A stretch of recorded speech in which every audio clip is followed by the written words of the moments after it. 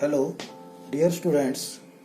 Our today's practical is PWM, pulse width modulation and demodulation.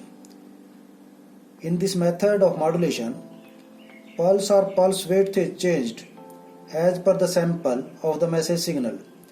The resulting modulation is known as pulse width modulation or pulse duration modulation. So this is about the pulse width modulation. Now I tell you about the trainer board and other instruments which we are using for this purpose. So this is the trainer board which we are using today for PWM, pulse width modulation and demodulation. This board having different sections. The first is the power supply of this board, which is inbuilt 6 volt DC and minus 6 volt DC. This is the regulated power supply of trainer board. Then the message signal or modulating signal. This section is message signal generator or modulating signal generator, which generates a sine wave of 50 Hz with a variable amplitude. This section is our carrier generator or pulse train generator. It generates a frequency of near about 2 kHz and a fixed amplitude of 5.5 volt. This is the modulator section. Basically, this is a comparator using a timer III-5 IC. This is the modulator section. And then our finally demodulator section having a low pass filter and active low pass filter. Now I start the procedure of practical. First of all, I will switch on the trainer board.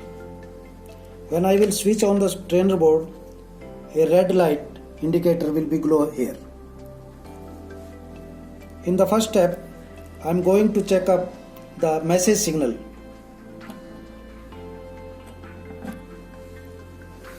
So this is my message signal in green waveform at channel number 2, 50 Hz with a variable amplitude.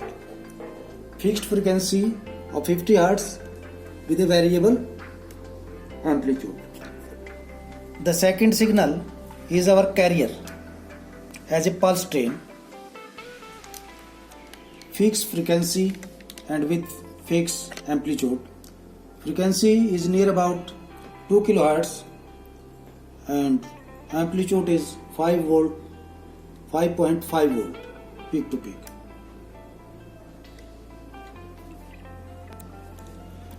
Now we start to connect the connections and show how our trainer board works.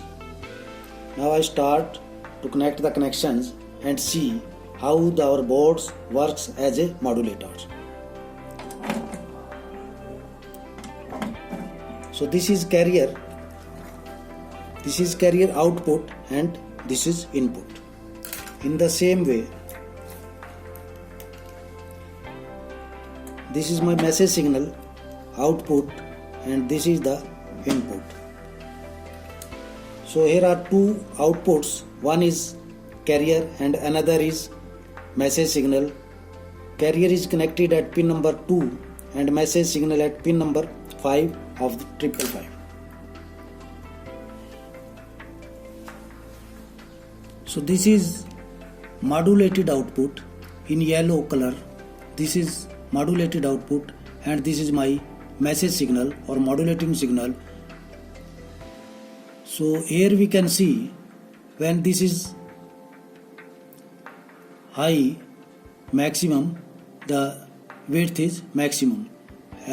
At negative position or low position, width is minimum. You can compare this with message signal. In this figure, here we are seeing that there are many of widths. Many changes are in widths, but we have to calculate at the maximum and minimum. So this is maximum and this is the maximum width. At the minimum, we compare at the minimum. This is minimum width. So we will do this practical with different amplitudes. In this way we can calculate with different amplitudes. Now we are changing amplitude. You can see here I have changed the amplitude of the message signal. This is 3.8 volt and this is 5.5 volt. So you can note this reading at amplitude 5.5 volt. Now I am changing the amplitude. You can see here.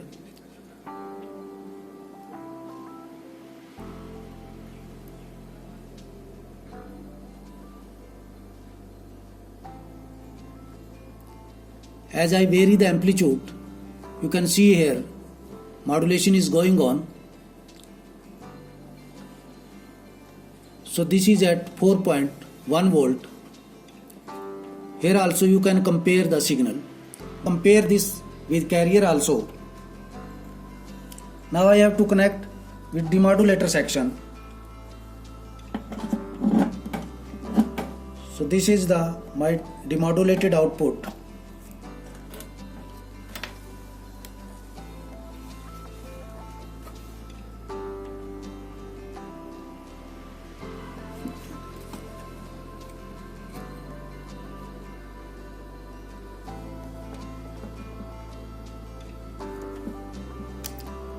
So this is the demodulated output. In green shade is my message signal and output is in yellow signal. So frequency you can see the same 50 Hz.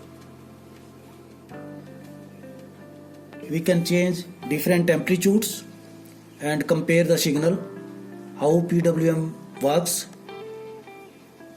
and how demodulations come out after many changes.